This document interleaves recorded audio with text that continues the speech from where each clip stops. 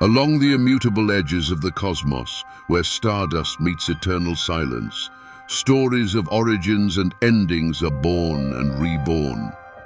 Human beings lift their eyes and sense, beyond the vibration of light, the pressure of a single question. When will the ultimate clock of the worlds strike? Inside that space between fear and fascination, our film is set. A journey toward the far horizon of time and simultaneously toward the secret chamber of the human heart. Within Islamic tradition, the end bears a clear and solemn name, Yawm al-Qiyāmah, the day of universal resurrection and the final judgment under the sole authority of Allah.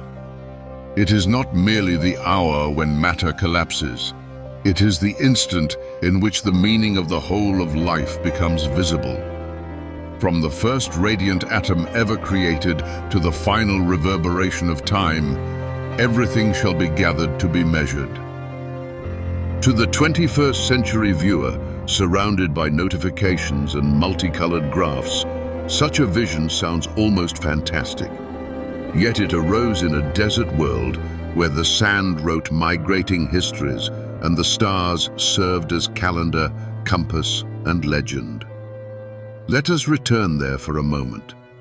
Let the imaginary camera glide across tents and caravanserais, across people gazing toward the scorched horizon, and above all, let us hear a prophetic voice. In the 7th century, in Mecca, the Prophet Muhammad, may the peace and blessings of Allah be upon him, recited verses that opened books of the future. Among them, the images of judgment were vivid. Mountains would be pulverized, seas would boil, and humanity would stand in ranks awaiting the verdict of the Creator. For a tribal society, the idea that power and status would not tilt the final balance was nothing short of revolutionary. The Quran mentions in dozens of passages the day on which the stars will scatter and the earth will confess its secrets. Verses swear by the dawn that splits the darkness and by the clouds that bring rain, that no deed, however small, shall be forgotten. These images rooted in souls the conviction that the seemingly firm order of reality can, in an instant, become a river of fire and light. Why, then, did this vision take hold so deeply? The answer lies in the tensions of the moment. The Arabian Peninsula felt the pressure of neighboring empires. Drought altered caravan routes, and ancient beliefs no longer offered a complete response. Prophecy revealed a hidden meaning to suffering and showed that history is not a blind succession, but a strand within a just design. As Islam crossed deserts, seas, and mountain ranges, scholars in Damascus, Baghdad, and Cordoba placed the signs of judgment on metaphysical maps. They commented on hidden clocks, counted years and eclipses, and debated whether the appearance of a meteor was a minor sign or a mere natural tremor. Through manuscripts copied upon parchment, the idea spread that linear human time actually flows between two trumpet blasts. The minor signs that raise the curtain are many and subtle. Tradition says that time will feel shorter, that the intoxication of luxury will make hearts forget prayer, that senseless killings will become frequent, and that people will compete in constructing ever taller buildings that seem to bite the clouds. This portrait of an accelerated present provokes a shiver, for the viewer recognizes in it his or her own era. Other minor signs speak of unsuitable music echoing everywhere, of children governing their parents, or of shepherds rising to rule from palaces of crystal. Each image has a social root. Vertical cities, inverted hierarchies, the globalization of pleasure. It is not solely prophecy. It is a keen analysis of the heart's tendency toward excess. When the minor sequence is fulfilled, the first major sign appears, a just leader, Al-Mahdi, who brings peace and distributes wealth until nobody can find a poor person to whom to offer alms. He repairs broken ties, yet his reign is but a prelude to the storm. That storm bears a terrifying name: Dajjal, the great deceiver. He is depicted as a man with one living eye, bearing upon his brow the mark of unbelief. His false marvels will mislead multitudes. He shall command the sky to rain, and it will rain. He shall order the earth to yield, and it will yield, but all will be illusion. In the Islamic narrative, Dajjal represents not merely an individual, but the magnetism of imposture promising humanity an immediate paradise on earth. To break the enchantment, Isa, son of Mary, descends from the heavens. He brings no new faith. Rather, he confirms the message of divine unity, and according to the reports, he slays Dajjal at a place called the Eastern Gate. This conjunction between a Messiah awaited by Christians and the consummation of Islamic prophecy builds a theological bridge across centuries. After this victory, the world breathes a brief peace. Yet Gog and Magog, two tribes described as unbridled forces, shatter the walls that confine them and surge over the earth. They consume resources, drain waters, and shoot arrows toward the sky until the sky sends down a lethal answer that extinguishes them. When calm is restored, nature itself becomes a herald. A thick smoke covers the horizon, and human beings inhale a materialized dread. Some contemporary commentators read in this image planetary pollution or a nuclear cloud. Others say it symbolizes collective ignorance condensed into substance. The smoke is an alarm for those who have ignored earlier subtle signs. From the earth's depths rises Dabatul Ard, the beast. It touches people's foreheads and reveals like a living hologram the state of their faith. Its presence shows that even matter turns witness and that denial becomes impossible. The most unsettling astronomical sign follows. The sun rises in the west.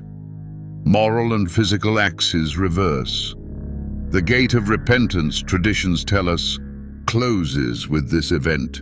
Whoever has not believed up to that point will no longer regain the lost time.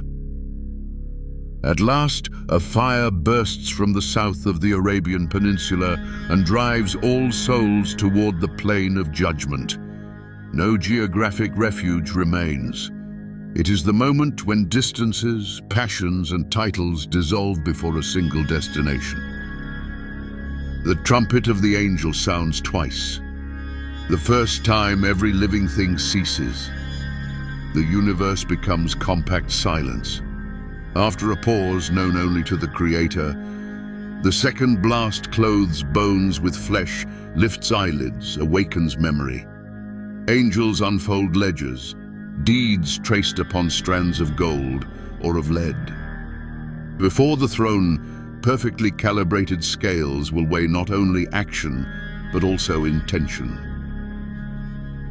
The image is not meant to terrify, but to awaken. Compressed time announces the need to cherish each instant.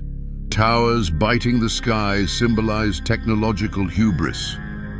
Dajjal is the false promise of progress without ethics. Isa represents compassion crossing confessional lines. Gog and Magog are uncontrolled economic forces, and the smoke embodies negligence toward the moral law. These metaphors have shaped daily practice. In mosques, preachers invoke judgment to inspire charity. Caliphs and sultans founded philanthropic institutions, knowing that a single dinar given might weigh more than a palace gained through cruelty. Within Christianity, the story of the end includes the Antichrist and the return of Christ, mirroring the Dajjal-Isa confrontation. In Judaism, the Messianic age proclaims a reign of peace. Though details differ, Every tradition describes a moral crisis followed by perfect justice. Comparative studies push further, aligning Islam with Zoroastrian mythology, in which molten metal purifies the planet, and with Hindu cycles in which destruction by fire prepares rebirth. Even the Scandinavian legend of Ragnarok leaves behind a green shoot. The common thread is the conviction that between an ending and a new beginning, there exists a bridge of fire and truth. In modern times, Yawm al-Qiyāmah has entered comic books, independent films and video games. Producers in the Levant film The Crimson Sky of the Smoke. Science fiction writers recast Dajjal as a global algorithm. Gamers cross the Sirat Bridge in a virtual reality level. Media scholars analyze how game studios employ Oriental motifs, shattered domes, golden calligraphy, echoes of the call to prayer to suggest the end of days. The debate is intense. Is this a form of appreciation or merely digital exoticism? On social platforms, hashtags devoted to the final signs gather millions of views. Videos of red storms are compared with the Dukhan, and photographs of clear sky after wildfires become symbols of rebirth. Behind the screens, fear and hope interweave exactly as they once did beneath desert tents. Social scientists use the idea of an eschatological horizon to explain ecological movements or protests against corruption. When people believe time is shortening, they tend to demand justice more urgently, plant trees more swiftly, forgive more readily. In daily ritual, the echo of the end resounds, even in the greeting formula, "Peace be upon you, and the mercy and blessing of Allah." It reminds the listener that, at judgment, peace will not be a mere courtesy, but the most coveted verdict.